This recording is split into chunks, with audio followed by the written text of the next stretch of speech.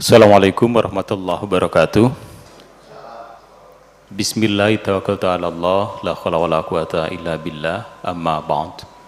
Sobat Hima TV, berbahagia sekali malam hari ini kita kembali bersama dalam ngaji online tepat di hari Selasa 5 Januari 2021 dalam kajian tasawuf. Oleh karena itu, marilah kita bersama-sama bersyukur kepada Allah Subhanahu wa taala atas karunia yang sudah diberikan pada malam hari ini. Salat serta salam juga semoga juga tetap tercurah limpahkan kepada junjungan alam Nabiullah Muhammad sallallahu alaihi wasallam. Sobat Hima TV, malam hari ini sebuah kesempatan yang membahagiakan buat kita semuanya, di mana kita dapat kembali untuk bersama-sama dalam ngaji online dalam kajian tasawuf hari ini di Selasa 5 Januari 2021, di mana bersama kita malam hari ini yakni Bapak Yohanes F. Lahia atau yang dikenal dengan Pak Hans. Beliau adalah seorang psikolog dari Undip Semarang. Saya akan langsung sapa beliau. Assalamualaikum, selamat malam Pak Hans. Waalaikumsalam, selamat malam Pak Afkar. Gimana kabarnya, baik malam hari ini? Baik, sehat. Iya. Sepanjang jalan hujan ya? Hujan deras sekali. Tapi nggak kebasahan, saya yakin nggak kebasahan. Terima kasih sudah hadir di acara malam hari ini. Dan kemudian juga tentu bersama kita Buya Sakur Yasin MA. Beliau adalah pengasuh Pondok Pesantren Cadang Pinggan Indramayu. Assalamualaikum Buya. Sehat selalu harapan kita semuanya dan tetap memberikan pencerahan untuk kita semuanya. Dan malam hari ini juga hadir bersama saya seorang apresiator yang mungkin mengejutkan bagi kita semuanya.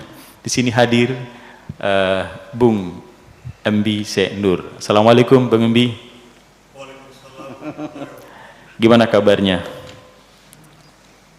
Alhamdulillah. Sehat ya. Iya, tentu saja bagi kita semua yang sudah mengenal dengan nama Embi Sendur ini, kita sudah sangat paham dengan beliau. Beliau adalah seorang sutradara, kemudian juga penulis skenario dan banyak lagi hal-hal yang beliau berikan karyanya untuk bangsa ini. Saya kira kita semua tahu. Nanti akan menjadi apresiator kita malam hari ini.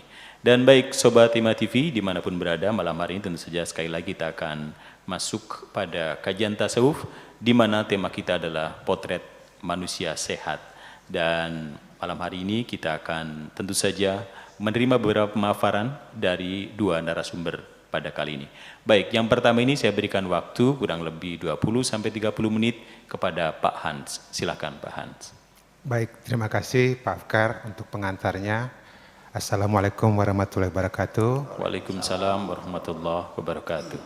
Pertama sekali saya ingin mengucapkan terima kasih yang sebesar-besarnya pada Buya Syakur yang sudah menerima dan membuka pintu dialog antara psikologi dan tasawuf. Ini sudah kali keempat kita ketemu di sini untuk membicarakan bagaimana psikologi dan tasawuf ini bisa kita sandingkan untuk memahami perilaku manusia sampai pada lapisan kejiwaannya yang terdalam. Nah, hari ini kita akan bergeser lagi ke satu topik tentang seperti apa manusia sehat itu. Karena yang sering kali terjadi ketika kita bertemu dengan orang yang berlatar belakang psikologi, kita kerap berpikir bahwa mereka sibuk dengan gangguan mental atau persoalan-persoalan psikologis. Padahal psikologi juga sebenarnya mendorong kita untuk berfokus memperhatikan orang-orang sehat. Karena dari orang-orang sehat itulah kita belajar bagaimana menjadi pribadi yang baik. Kalau tontonan kita melulu orang yang sakit, gambaran tentang orang sehat itu akan semakin buram. Oleh karena itu, malam ini kita akan sedikit merekonstruksi seperti apa wajah orang sehat itu dari perspektif psikologis yang akan diperkaya dengan perspektif tasawuf nantinya. Nah, hari ini saya akan kembali memaparkan slide demi slide untuk memperjelas apa kata psikologi tentang manusia sehat. Baik, kita bergeser ke slide berikutnya. Nah, ini aliran psikologi yang ada saat ini. Ada beberapa aliran psikologi, tetapi ada 4 aliran utama. Yang paling atas itu psikoanalisis, yang sebelah kiri itu behavioristik, sebelah kanan itu humanistik, dan yang bawah itu transpersonal. Nah, psikoanalisis sudah kita bicarakan sebelumnya dalam pertemuan-pertemuan yang lalu, bahwa dalam psikologi ini banyak diangkat tentang sesuatu yang mengganggu manusia dari dalam, di mana dia digebuki sendiri oleh yang namanya id, atau dalam bahasa tasawuf mungkin bisa diparalelkan dengan nafsu. Ada sesuatu yang mengganggu kita dari dalam, dan kalau kita tidak bisa menghandle itu, gangguan-gangguan itulah yang kemudian bermetamorfosis, berubah bentuk menjadi macam-macam gangguan psikologis. Jadi memang dalam aliran ini fokus mereka adalah memahami gangguan psikologis, sehingga orang-orang dari aliran psikoanalisis ini sangat mahir menjelaskan riwayat kenapa sampai orang mengalami gangguan mental. Yang di sebelah kiri itu aliran behavioristik. Ini aliran yang banyak dipakai ajaran-ajarannya dalam memahami proses belajar. Sekolah-sekolah di Indonesia saya lihat masih banyak menggunakan cara berpikir behavioristik ini, di mana orang diberi ganjaran atau hukuman ketika mereka gagal, atau ketika berhasil diberi hadiah, seperti itu. Ada banyak konsep-konsep dalam behavioristik ini yang dipakai sampai saat ini dalam dunia pendidikan kita. Nah, itu tentang behavioristik. Nanti mungkin dalam sesi-sesi selanjutnya ini bisa kita kupas juga nantinya. Lalu ada humanistik. Humanistik ini berfokus pada sisi sehatnya manusia. Bagaimana kita memahami dan mengembangkan potensi manusia menuju level maksimumnya. Itu yang dibicarakan di humanistik.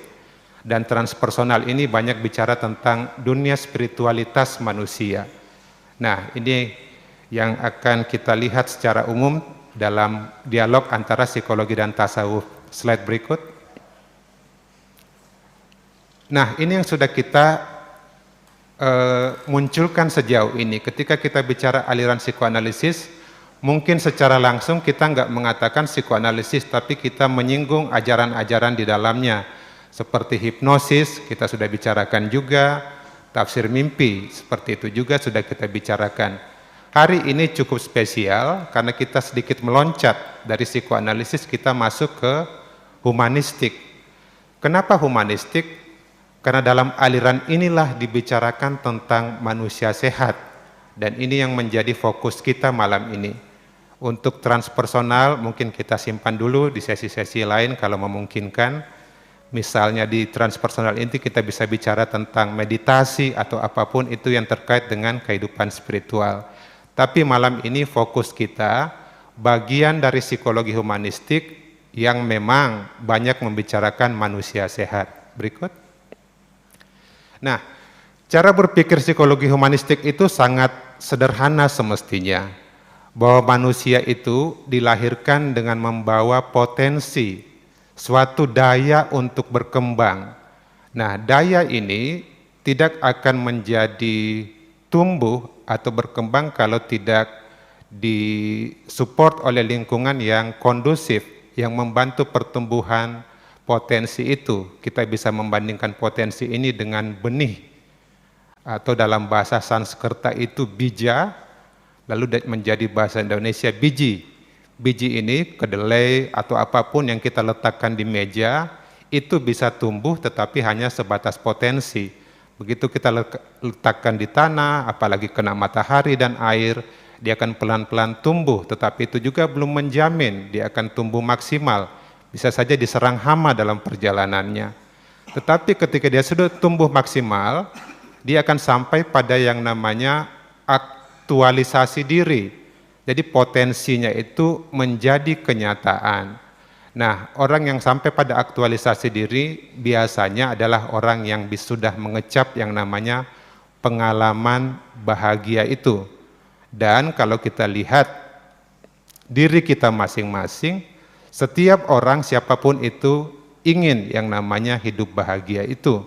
Sehingga membicarakan psikologi humanistik ini penting juga bagi kita untuk sedikit bercermin apa saja yang bisa membantu saya menuju aktualisasi diri supaya bisa merasakan hidup yang bahagia itu.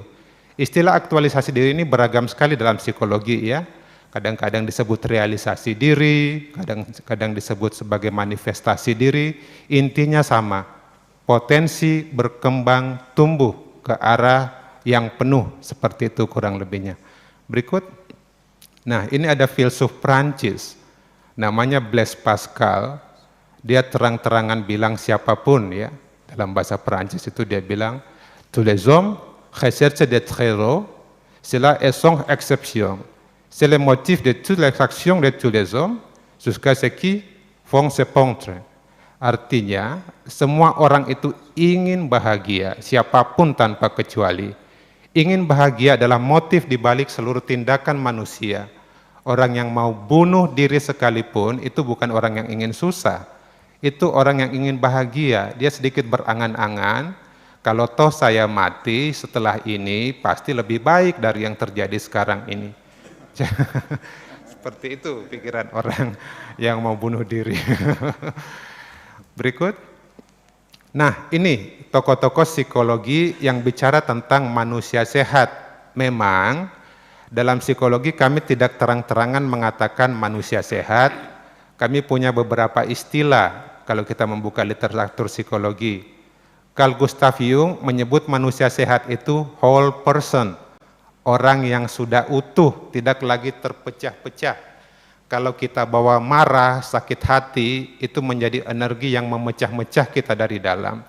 Nah, dalam perjuangan kita untuk kembali menyatukan diri yang terpecah-pecah itu, buahnya adalah whole person ini, orang yang utuh.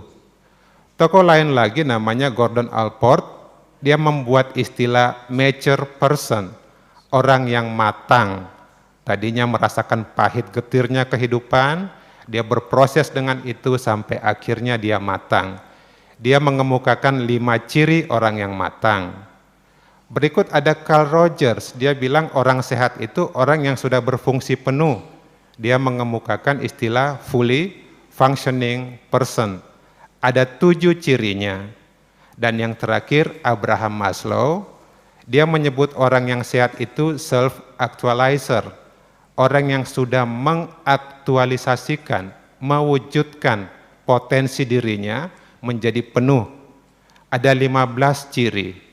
Nah, dari semua tokoh ini saya kemudian mengerucut, memilih Abraham Maslow, karena seperti yang sering dikatakan Buya Syakur, dia menggunakan pukat harimau untuk menangkap orang-orang sehat itu. Nah, ini yang akan kita lihat hari ini. Berikutnya. Ya, Maslow ini melakukan penelitian khusus untuk memahami orang sehat itu seperti apa. Orang yang mengaktualisasikan diri seperti apa. Latar belakang pemikirannya itu sangat sederhana.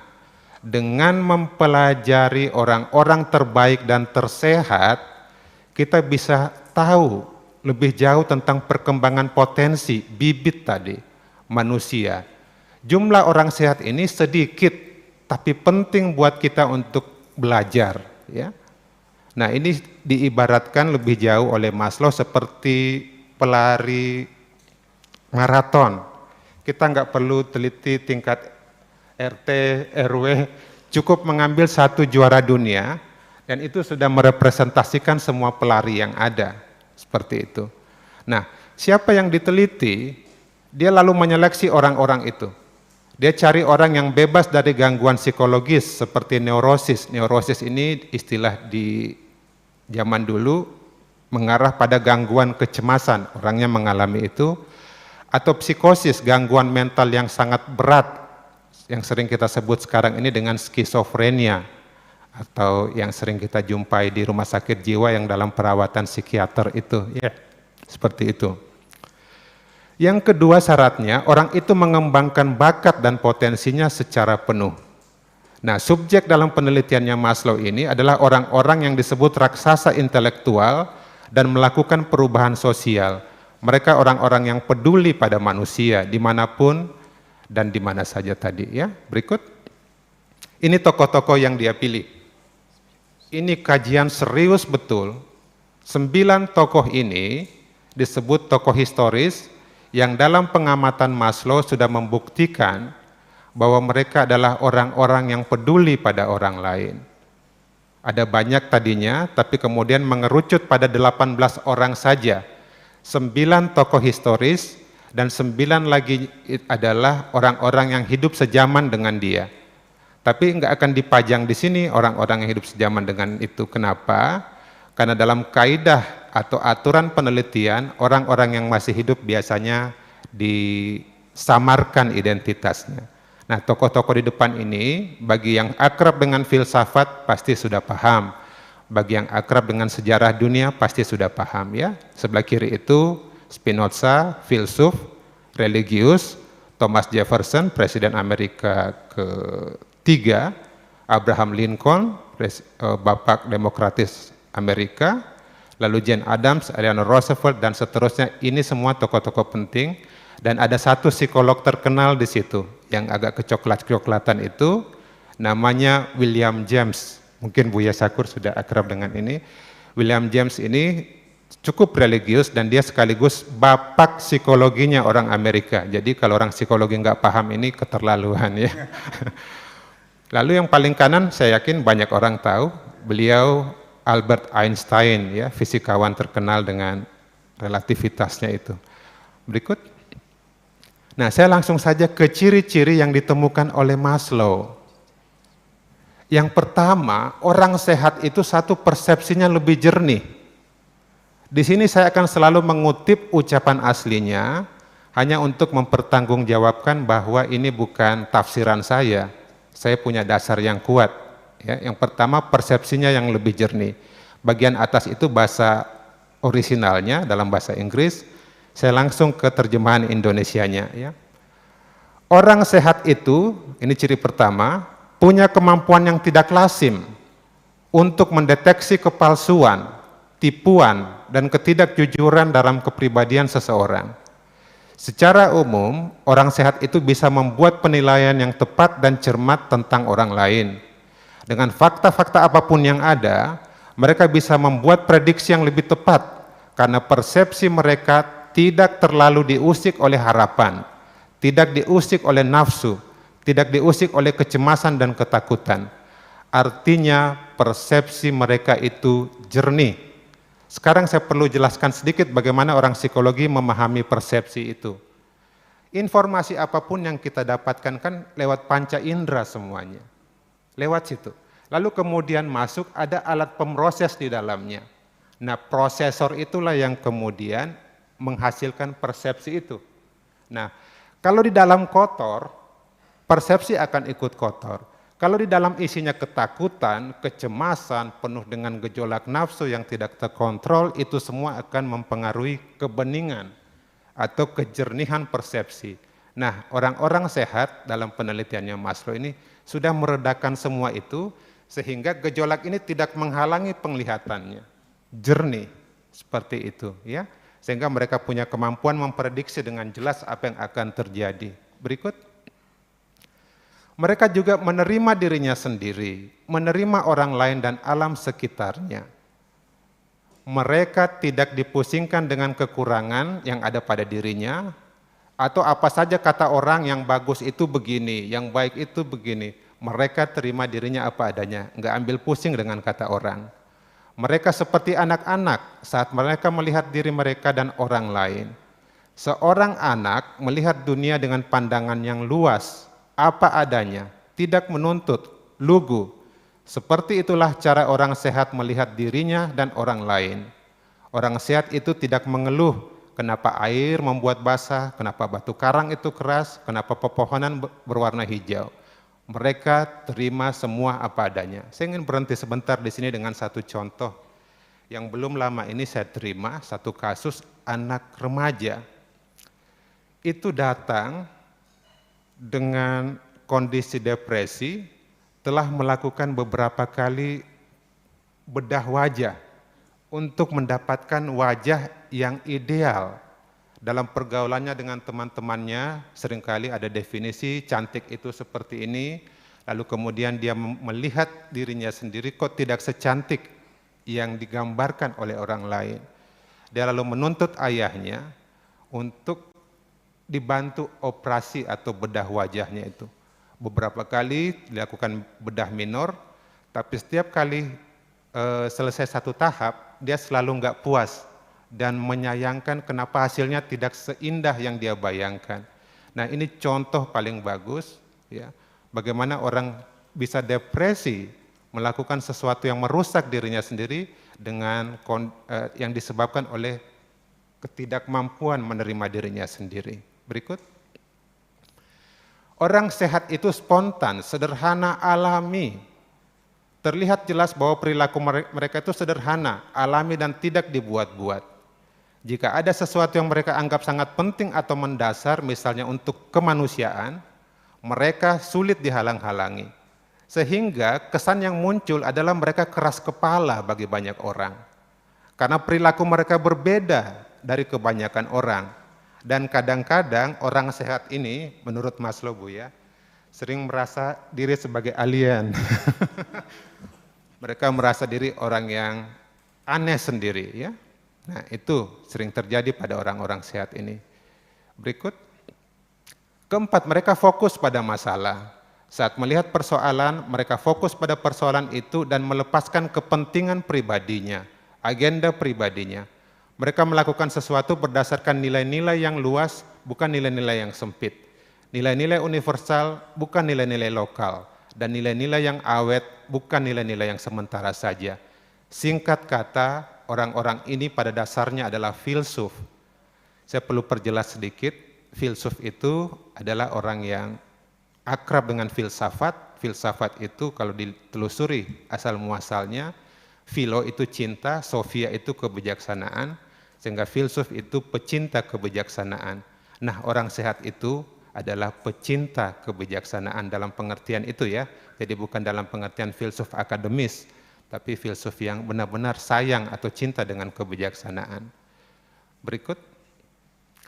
Yang kelima, rupanya orang-orang sehat itu butuh menarik diri dan menyendiri. Ini gambar Carl Gustav Jung yang suka menyendiri di tepi danau itu ya. Jadi orang sehat ini bisa menyendiri tanpa menyakiti diri sendiri. Sekarang ini banyak yang juga menyendiri tapi menyakiti dirinya sendiri. Sering saya ketemu kasus-kasus tuh, anak-anak muda sekarang ada yang istilahnya self-injury.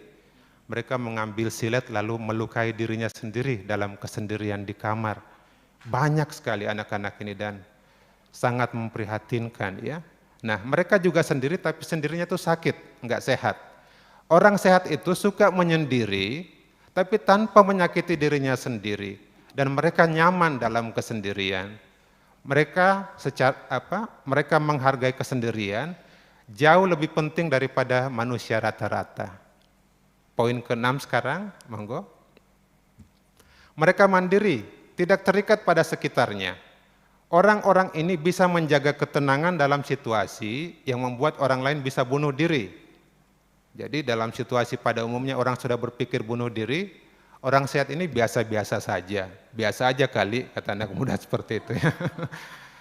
Ya seperti Nelson Mandela kita lihat diperlakukan sangat buruk seperti itu, tapi dia bisa tetap tenang menjalani masa-masa hukumannya akibat politik apartheid di sana waktu itu ya, pemisahan ras ya. Mereka juga digambarkan sebagai orang yang mengandalkan dirinya sendiri, bersandar pada dirinya sendiri, mereka cukup kuat, tidak tergantung pada sanjungan dan pujian orang lain. Bahkan perhatian khusus dari orang lain gak bakal mengubah prinsipnya ya. Kehormatan, status, penghargaan, popularitas, prestise atau gengsi tidak penting buat mereka. Berikut. Ketujuh, rasa segar terus-menerus. Orang sehat ini punya kapasitas luar biasa untuk terus-menerus menghargai hal-hal baik dalam hidup. Mereka sering merasa takjub, sering merasa senang, merasa kagum, bahkan bahagia luar biasa. Dalam hal-hal sederhana, enggak harus hal-hal besar ya. Kalau kita kan kadang-kadang mendapat hadiah miliaran, kelihatan betul senangnya. Mereka enggak, dalam hal-hal kecil terlihat sangat senang. Begitulah bagi orang-orang sehat ini, matahari yang terbenam hari demi hari, sama indahnya. Keindahan kembang di taman itu selalu sama meskipun mereka sudah melihatnya jutaan kali. Nah itu ya. Mungkin saya perlu perjelas sedikit ini dengan contoh. Saya tuh sering memperhatikan mahasiswa yang masuk kampus. Di bulan-bulan pertama itu wajahnya segar. semangat sekali, banyak sekali pertanyaan di kelas. Tapi kalau sudah semester 5 ke atas, sudah layu, sudah enggak segar lagi. Sudah lelah ya. Nah, orang sehat ini bisa menjaga persepsi segarnya itu ya. Berikut. Nah, ini yang penting dan perlu saya berhenti lebih lama sedikit di sini. Orang sehat itu mengalami pengalaman puncak dan pengalaman mistis. Pengalaman puncak itu dalam psikologi, bahasa Inggrisnya peak experience, itu pengalaman di mana orang seringkali mengalami momen-momen terbaik dalam hidupnya. Kalau kita kan pada umumnya ketika lulus ujian senang, setelah itu susah lagi ya, cukup lama susahnya, setelah itu cintanya diterima senang lagi, setelah itu susah lagi gitu ya. Nah, orang yang punya pengalaman puncak ini, orang sehat ini, seringkali merasakan momen-momen terbaik dalam hidupnya dengan mudah sekali ya. Nah, selain itu mereka juga memiliki pengalaman mistis. Sekarang di atas tadi sebelumnya saya menunjuk satu psikolog Amerika terkenal namanya William James. Dialah psikolog yang banyak berbicara tentang pengalaman mistis. Sayangnya orang-orang psikologi saat ini dan pada umumnya salah mengerti tentang mistis ini akibat sering dikaitkan dengan hal-hal yang supranatural seperti itu. Karena itu saya ingin memanfaatkan forum ini untuk memperjelas sejelas-jelasnya bahwa mistis itu baik, mistis itu sangat-sangat kita butuhkan. Berikut. Saya cukup lama mencari ke sana kemari dalam literatur tentang asal muasal kata dari mistik ini. Bahasa filsafatnya itu etimonnya, akar katanya. Sehingga kita perlu memahami akar kata ini, etimologinya supaya paham betul apa itu mistik. Dan saya menemukannya di satu kamus, tapi sayangnya berbahasa Jerman ya. Wörterbuch der philosophischen Begriffe, kamus tentang makna filosofis ditulis oleh Rudolf Eisler, filsuf Jerman. Di sini dia bilang, Mystik von mir schließen nämlich die Augen die Innenwelt sich zu versenken. Langsung ke bahasa Indonesianya saja, berikut. Nah, mistik dari kata Yunani myo yang berarti menutup, khususnya menutup mata untuk masuk ke dunia batin. Mistik adalah pengenalan akan yang melampaui indera, yang ilahi, yang transenden, dengan pengalaman batin yang unik melalui intuisi langsung, kontemplasi. Pengalaman mistis ini terjadi begitu saja.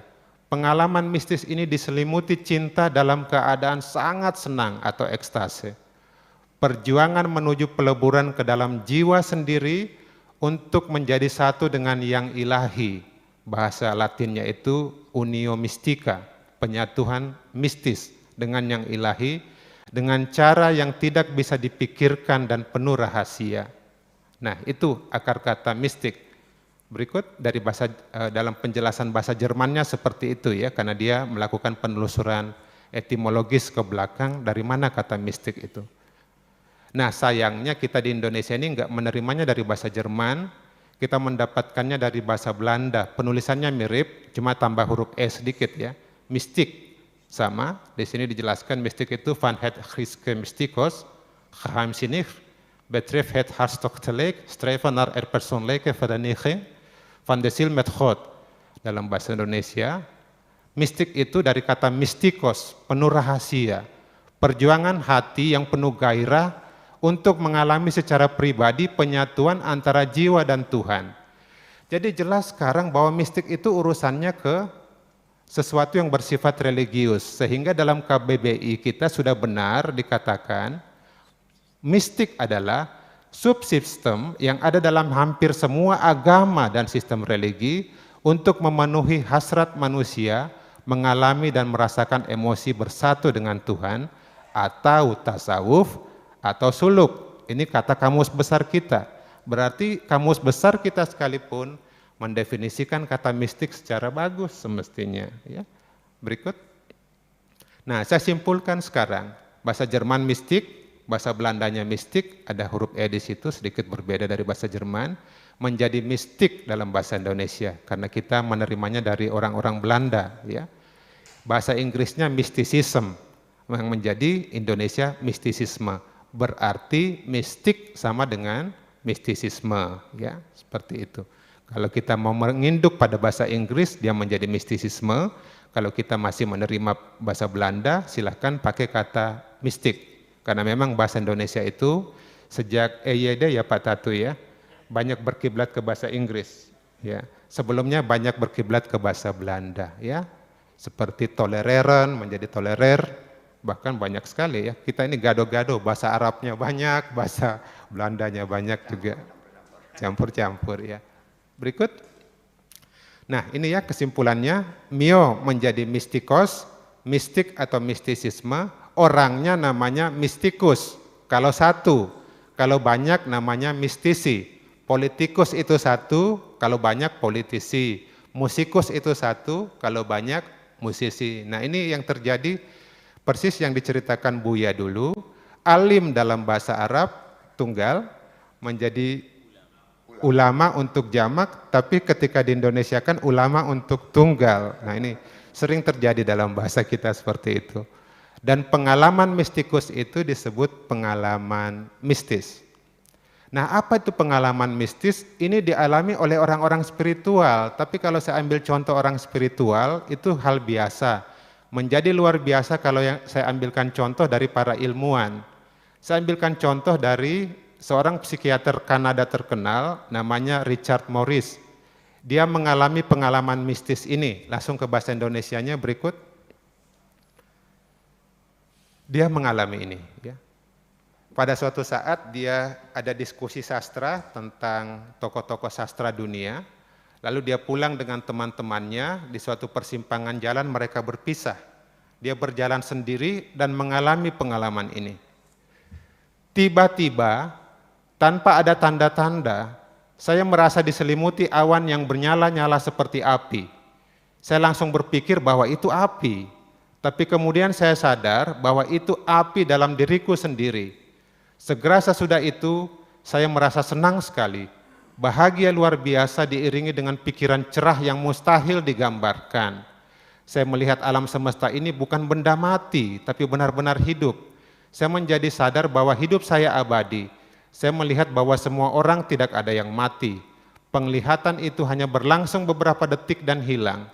Tetapi memori atau ingatan tentang kejadian itu dan perasaan tentang kenyataan yang saya alami itu tetap hidup selama 1/4 abad. Ini kata Richard Morris, dia seorang psikiater ya. Berikut. Nah, Albert Einstein pun yang seringkali kita kenal sebagai ilmuwan juga mengemukakan pernyataan-pernyataan yang sangat religius semestinya. Dia bilang, "The most beautiful thing we can experience is the mysterious. It is the source of all art and science." Hal terindah yang bisa kita alami adalah perjumpaan dengan yang misterius. Yang misterius itu adalah sumber dari seni dan pengetahuan kita. Dia lalu bilang, ini mungkin bisa kita renungkan bersama-sama. Einstein bilang, "Saya yakin betul bahwa Tuhan tidak bermain dadu dengan alam semesta ini." Berikut. Nah, sejauh ini sudah 8 ciri ya, persepsinya lebih jitu, lebih jelas, menerima diri sendiri dan orang lain dan alam, spontan, sederhana, alami, fokus pada masalah, menarik diri dan menyendiri, mandiri, tidak terikat pada sekitarnya, segar terus-menerus, dan pengalaman puncak dan mistis yang baru saya ceritakan tadi. Berikut. Ini ciri yang ke-9. Maslow terpaksa menggunakan bahasa Jerman karena sepertinya bahasa Inggris nggak ada. Dia bilang Gemeinschaftsgefühl, rasa kekeluargaan, menganggap orang lain itu sebagai keluarga dia. Mereka memiliki perasaan menyatu dengan orang lain, simpati, perasaan yang peka atau sensitif, kadang-kadang memang terlihat marah atau tidak sabar dan muak. Karena perasaan simpati dan perasaan yang sensitif tadi, mereka punya keinginan tulus membantu manusia. Bagi mereka, manusia itu satu keluarga. Berikut. Yang 10 ini hubungan yang dalam dengan orang lain. Orang-orang sehat itu ternyata setelah diperhatikan Buya, temannya sedikit, teman sesungguhnya. Banyak yang mengelilingi mereka, tapi teman sejatinya itu sedikit, ya. Karena mereka itu kalau menjalin hubungan sangat dalam, enggak permukaan. Sementara kita ini kebanyakan berrelasi dengan orang lain kan kalau ada maunya saja, setelah maunya tercapai sudah ditinggal pergi. Seperti itu, ya. Berikut. Lalu berwatak demokratis, tidak membeda-bedakan. Ini temuan Maslow, dia mengatakan tanpa kecuali, saya pastikan semua, kata dia. Mereka adalah orang-orang yang sangat demokratis. Mereka bersikap ramah pada siapapun tanpa memandang golongan, pendidikan, kepercayaan politik, ras atau warna kulit. Sebenarnya mereka sendiri sudah tidak lagi menyadari perbedaan-perbedaan itu yang oleh orang pada umumnya terlihat jelas dan penting perbedaan itu. Ya. Kita seringkali dengan gampang sekali membeda-bedakan manusia. Mereka itu sudah enggak punya pikiran seperti itu. Ya. Berikut. Mereka melihat jelas baik dan buruk. Kalau kita kan masih samar-samar Pak Tatu, ya. Baik enggak ini? Mereka udah jelas sekali, ya. Dalam kehidupan sehari-hari mereka sangat jelas bisa melihat antara benar dan salah, ya. Apakah mereka mengatakan atau tidak itu persoalan lain, tapi bagi mereka jelas ini benar, ini salah, ini baik, ini buruk. Berikut. Humornya juga aneh. Humornya itu filosofis dan enggak menyulut permusuhan. Perhatikan apa yang dikatakan Maslow. Humor mereka tidak lazim. Mereka tidak menganggap lucu apa yang dianggap lucu oleh orang rata-rata. Mereka tidak tertawa saat mendengar humor permusuhan, menyakiti orang lain. Atau humor kesombongan, menertawakan kekurangan orang lain. Mereka enggak senang dengan humor-humor kayak gitu. Umumnya, humor mereka itu dimaksudkan untuk menyadarkan manusia dari kebodohannya, untuk menyadarkan manusia dari kelupaannya akan posisinya di alam semesta. Karena manusia ini kalau kita lihat di alam semesta, itu kalau dilihat posisi secara keseluruhannya sangat kecil. Tapi dalam kondisi kecil ini kok masih bisa merasa sombong. Ini luar biasa manusia ini, ya. Kecil tapi masih bisa merasa besar gitu, ya. Itu yang membuat mereka selalu mengkritik kita yang kecil sekali ini tapi kok merasa sombong, ya. Coba kita periksa, banyak sekali lelucon-lelucon yang dalam pengalaman hidup kita, ya. Saya sering mendengar juga dari Buya lelucon-lelucon itu seperti misalnya seorang istri yang adalah mursyid. Dan banyak sekali, ya. Saya ambilkan satu contoh yang pernah saya dengar langsung dari seorang yang belajar sufi. Dia bilang, dulu ketika saya dibimbing oleh guru itu saya diberi tugas ketika ada tamu selalu mengantarkan teh pada tamu itu. Lalu itu dijalani selama 2 tahun.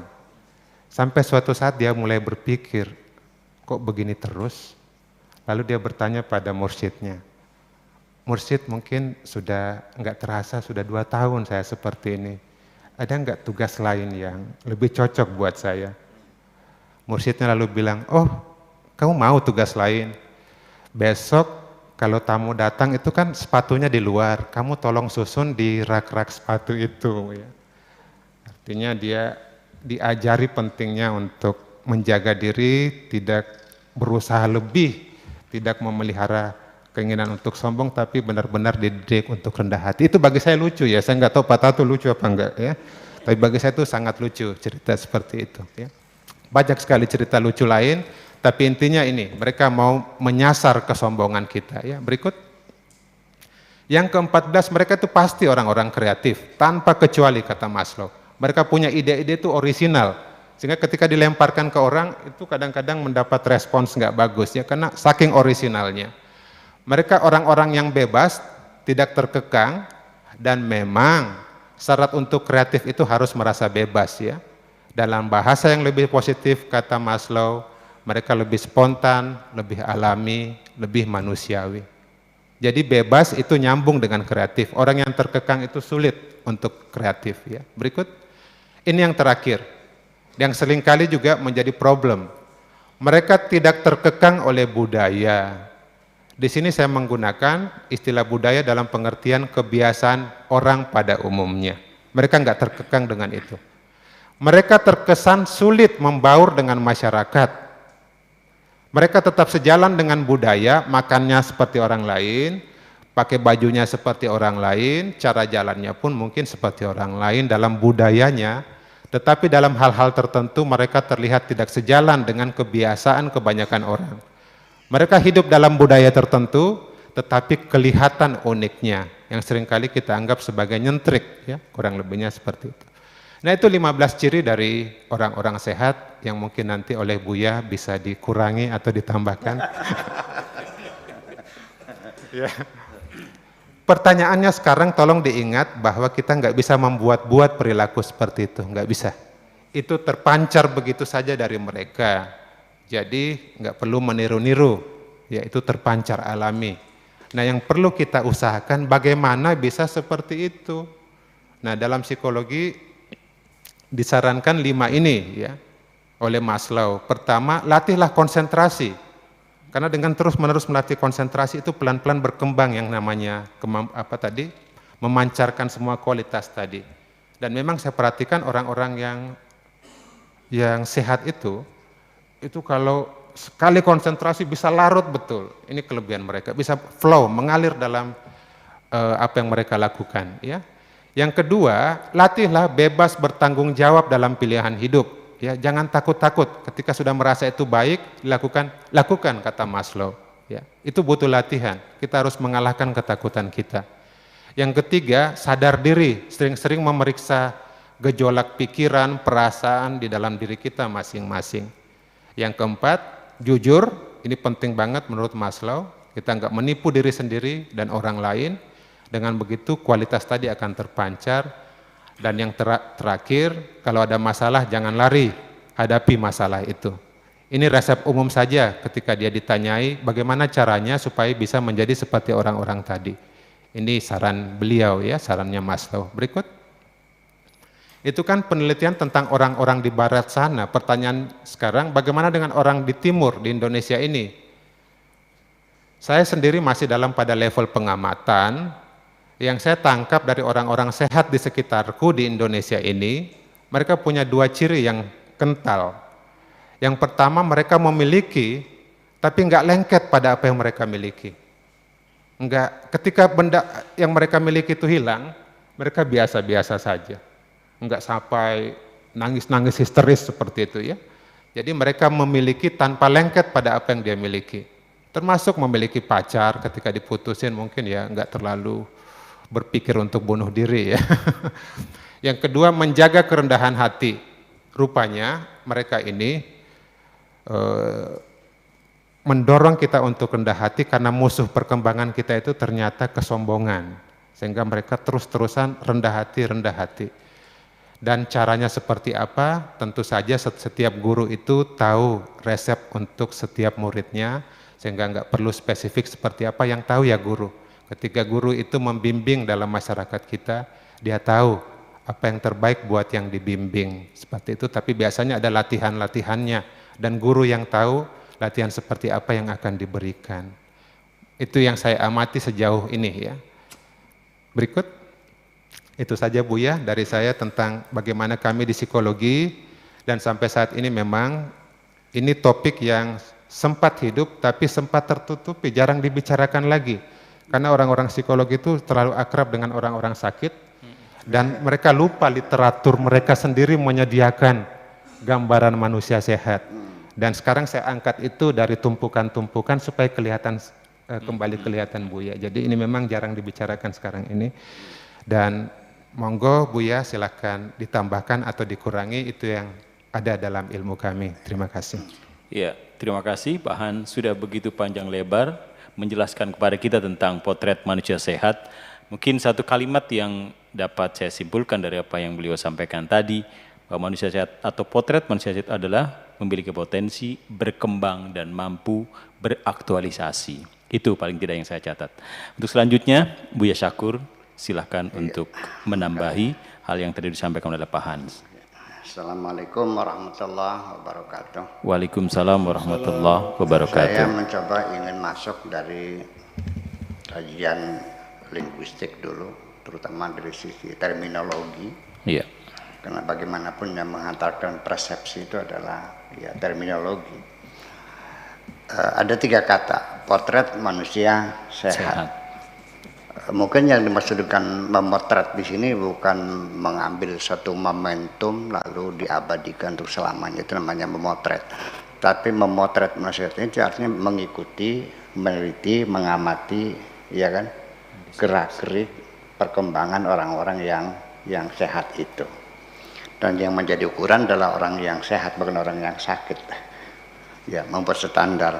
Pertama kita temui manusia apa itu, kita sepakat aja lah definisi dari Yunani, binatang yang berpikir atau binatang yang bermasyarakat. Nah, yang ketiga adalah kata sehat. Ini juga tadi sudah dibicarakan bahwa sehat itu kita kan mengadopsi bahasa Arab. Ya, bahasa Jawanya kan waras. Ya, bahasanya sehat. Nah, ini kita melihat bahwa kata sehat ini saya sebetulnya ada 20 poin tentang sehat ini, tetapi tidak mungkin kita terangkan semua, habis waktunya terangkan sehat. Jadi biasanya ada 3 kata, as-sihah wal afiyah wassalamah. Sehat. Nah, afiat juga masuk, tapi hanya dipakai, tidak pernah berdiri sendiri. Afiat ini selalu bergandengan dengan sehat. Sehat wal afiat.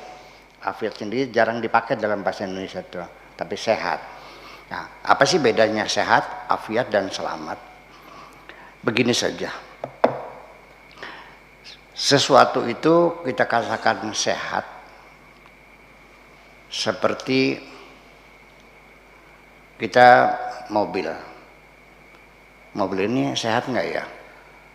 Coba dilihat buzinya, oh masih berfungsi, spark plug, ya masih memercikan apinya. Kemudian kita lihat lagi pompa bensinnya, masih rotaknya masih berjalan, oh berarti masih sehat. Apalagi klaksonnya masih bunyi sehat. Nah, ketika semuanya masih berfungsi, bekerja sesuai dengan perannya sebagai apa, berarti kita nyatakan bahwa mobil itu sehat. Ya kan? Manusia juga sama, standar kesehatan fisik ya apa? Ya kita coba. Gulanya berapa? Kemudian kolesterolnya berapa? Ya kan? Apakah 360 apa 160? Kan ada angka yang idealnya antara 100 sampai 200. Kurang 100 berbahaya, lebih berbahaya. Idealnya tengah-tengah 160 180. Kemudian apalagi gulanya, kemudian asam uratnya dan sebagainya. Kemudian detak jantungnya dihitung. Oh, ternyata masih benar. 1 detik itu 70 kali detakan. Ya, kalau kita 1 menit itu kan 60 detak. Kalau jantung kita kan 70 semuanya. Matanya, oh berarti ketika semua yang ada masih berfungsi secara sempurna, itulah disebut sehat.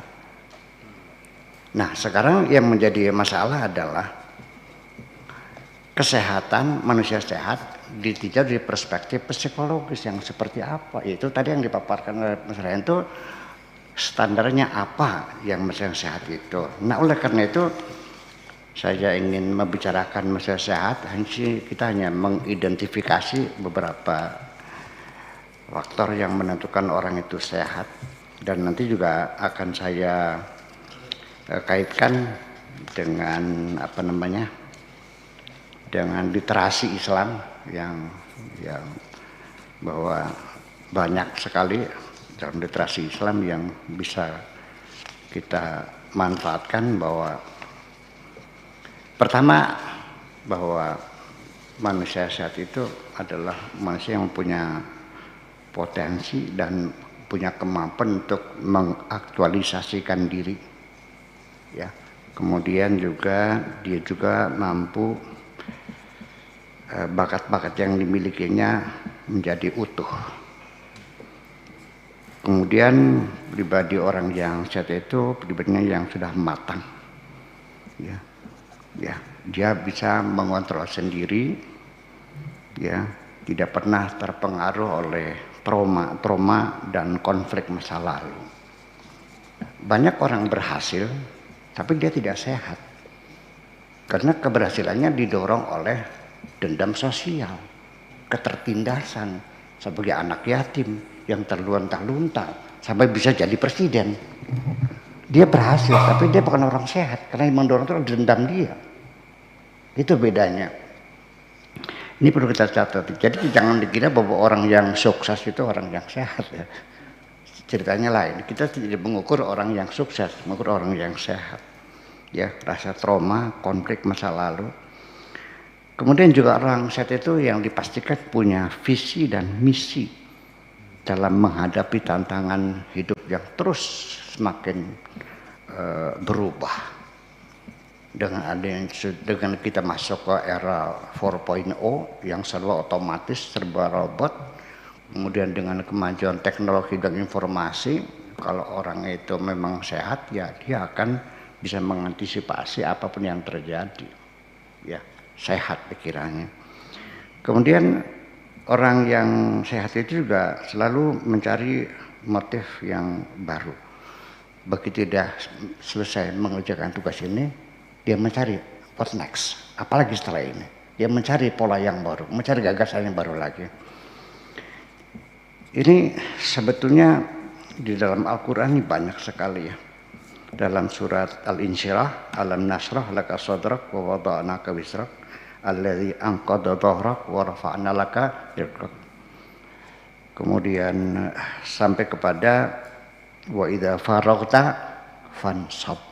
Apabila engkau sudah rampung menyelesaikan pekerjaan, fansab, bekerja lebih keras lagi. Jadi tidak pernah berhenti, orang itu tidak pernah merasa puas dengan keberhasilan yang dicapai, karena memang orang yang sehat itu orang yang bukan ingin maju tapi ingin selalu maju. Ingin maju, selalu maju, selesai. Kalau selalu maju, tidak pernah ada akhiran dari suatu kemajuan. Kalau sudah selesai, teruskan lagi. Kemudian orang situ punya kehangatan dalam bersahabat, ya, selalu menyejukkan orang lain dan banyak dirindukan orang lain. Banyak orang yang pengen ketemu karena orang merasa nyaman dan juga mencintai teman-teman sekitarnya. Peduli dia orang itu mau menyanjung, mau mengejek, pokoknya semuanya dicintai. Ya, berbeda kulit warna, beda agama, beda apalagi beda partai, nggak ada urusan temannya. Semua yang menjadi sahabatku ya aku cintai semuanya. Ada kehangatan dalam persahabatan. Artinya tidak menyebalkan lah. Ya, ini di dalam Al-Qur'annya ada innamal mu'minuna ikhwah, adanya rasa persaudaraan yang kokoh. Kemudian ruhama'u bainahum, mereka sangat kasih sayang sesama mereka. Kemudian lagi ini sekedar identifikasi aja. Kemudian juga mereka punya kedamaian rasa.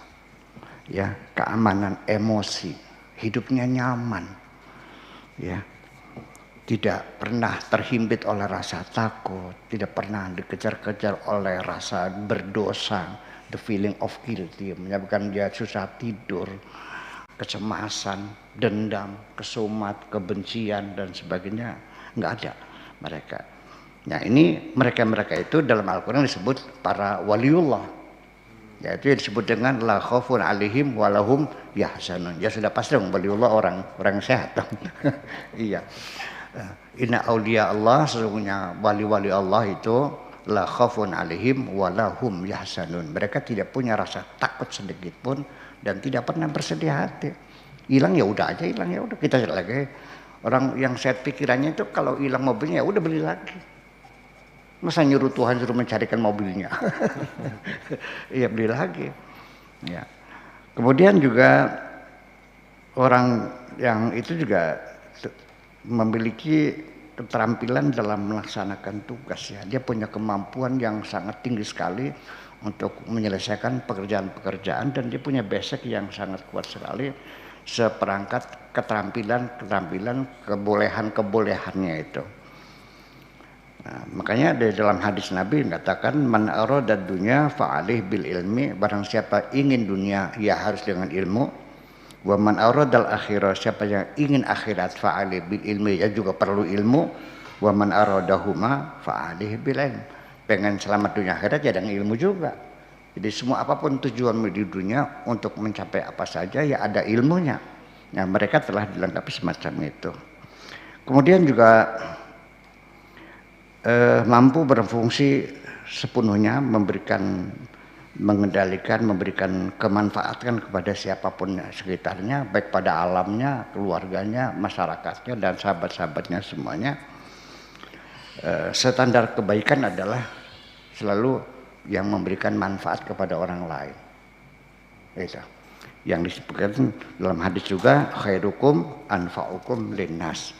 Yang terbaik di antara kamu adalah yang paling banyak memberikan manfaat kepada sesama.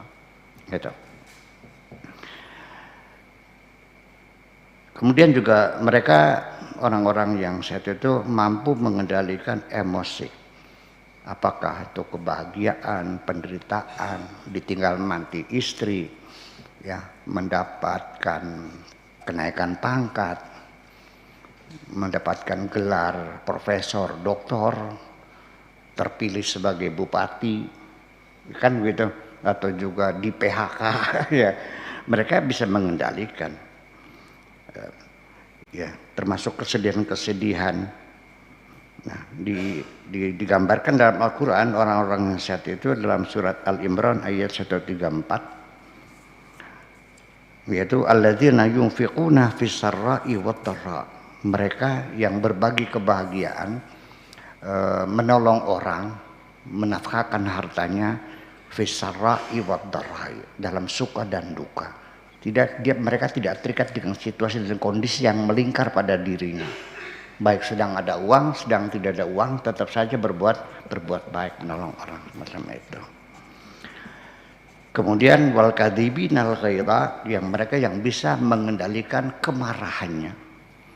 Wal afina 'anil nas, dan siap memberikan maaf kepada siapapun.